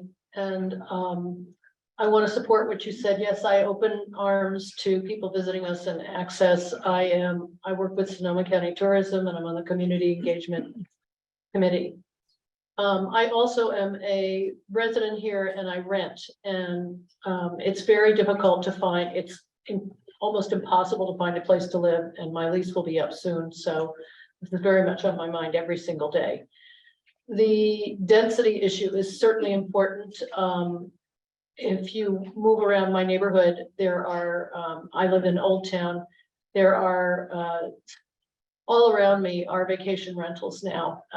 And so that means when we are in a jam with earthquake, any kind of earthquake, fire, anything, there's no one to go to. And another agency is saying, do you have neighbors that can rely on you and help you? And we can't, but there aren't, they come and go. And so the density issue, I want to support what C has been doing. C and I have been in touch, but also the short-term rentals have raised the prices because people coming from out of town can pay higher prices. We used to have affordable housing where many of the second home renters, owners would rent to the Bodega Marine Lab. That's not happening anymore where we have more residents. So we're losing voters, so we're losing more power. So the vacation rental situation is very near and dear to me, and I really encourage you to manage that. Thank you.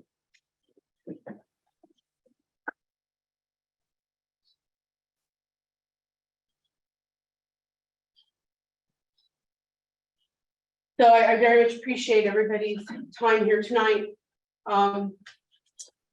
I want to ask the Max if they have any closing comments, and let's start with, with Marty.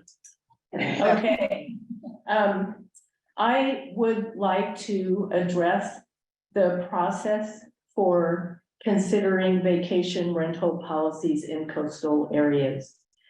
The roadmap for how the county is dealing with this has changed constantly throughout the LCP process. And what I think I just heard is that there's going to be language proposed at the July 17th meeting to address density in vacation rentals on the coast. Although we have been told repeatedly that that issue would be considered after the Coastal Commission had approved the LCP, and that different communities in the coastal areas would be explicitly involved in expressing opinion about density. Different parts of the coastal region have different ideas of what they would like to see in density. The Sea Ranch is an area that has promoted vacation rentals since its founding 50 years ago. And we have not seen the increase in vacation rentals on a number basis or percentage basis than some of the other coastal areas has seen. And I think our community would have a different point of view than Bodega Bay in terms of county imposed density restrictions. And I really object to sneaking in some language at the last possible meeting after we've been considering the local coastal plan since 2015. And short-changing various communities on the ability to make public comment as thoroughly as the Russian River communities had and the other interior communities had. And I strongly object to doing that. The last we heard was that the full implementation of vacation rentals in the coastal areas would happen after the LCP was put to bed. And I beg you not to change again in the last 4 weeks that we have to consider this document. Thank you. Thank you, Marty. Supervisor Hopkins. Thank you. And I wanted to provide a clarification, Marty. This would in no way, shape, or form set density limits along the coast. It would simply call out the need to look at density in the implementation of the LCP. So we would not in any way jump over, and in my opinion, you know, as sort of someone who works for you, my goal would be that then when it comes time to implement, that we would go community by community and recognize, as we have recognized elsewhere in the county, that all of the communities are unique and may need actually different densities, either based on zoning or based on simply just what the community is. So this wouldn't be sort of short circuiting any community process. It would sort of be calling out the need for a community process that would consider things like neighborhood impacts and density. I hope does that help? It helps, and I believe you, Linda. But the whole process we have gone through with the LCP has been long, drawn out, full of unannounced changes and surprises along the way. And I am a little cynical. Thank you. Well, what I will do then is that I promise that I will email all of the MAC members with any language that would be discussed by the Board of Supervisors, and I can also include it in a future email newsletter for members of the public, if that would be helpful. Great. That would be very helpful. Thank you. That's a very big deal. Jill?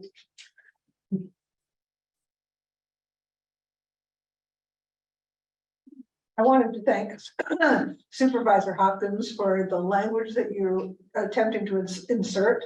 that wants to limit the future expansion. I think that is absolutely a benefit to the LCP, and I appreciate all the work that you've done to with both Richards to craft that language. And lastly, so it sounds to me like site-specific language, it looks like its future is going to be included in the LCP and hopefully upgraded. And the importance of this is not just to our community and to our coast. As Richard Charter mentioned, our LCP, the Sonoma County LCP, is the model for all of the other coasts of California that must also have LCPs. And if we were to start loosening our LCP, and we set a precedent then for other counties that are maybe less rigorous as we are, and less activist as we are, to say, well, Sonoma County, the leader of the LCP movement, they're loosening their language. So we can feel like that's a precedent and we can loosen ours. So for the benefit of the entire California coast that may not have the kind of activism that we have to protect our coast, I think we need to have the strongest possible LCP. And I really appreciate, Linda, your efforts in tightening it up. So thank you. Thank you, Joe.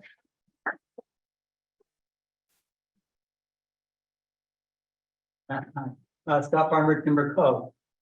This is what the MAC was designed for. I want to thank everyone that showed up, especially those that spoke up. It's really important to show up, to discuss. And I think that the result has been, after many meetings, so that we've really come to a good space. And again, thank you, Linda. I think things are coming together. Thank you, everybody. And thank you, Linda.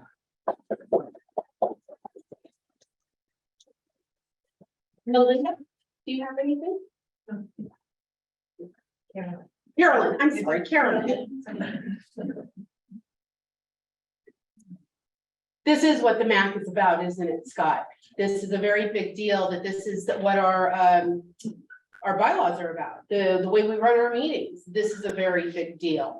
And I feel that this was a very successful meeting with appropriateness, respectfulness, and thoughtfulness, and a wonderful presentation by Permit Sonoma. And that's a very big deal to us. Thank you. And thank you, Supervisor Hopkins, for your presence here tonight. We all maybe have things to do, but you are not at dinner with your 3 little ones tonight, and that's a very big deal. And thank you for giving us that time. I have some other comments, but I'm not going to bring them up tonight. I'll email you because we all need to get going.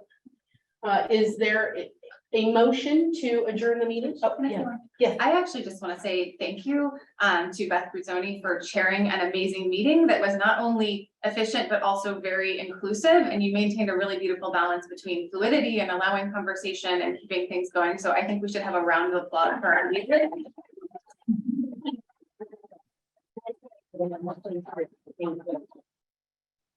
Is there a motion to adjourn?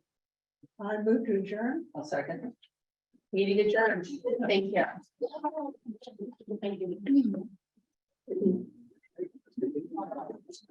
I didn't say was protecting it.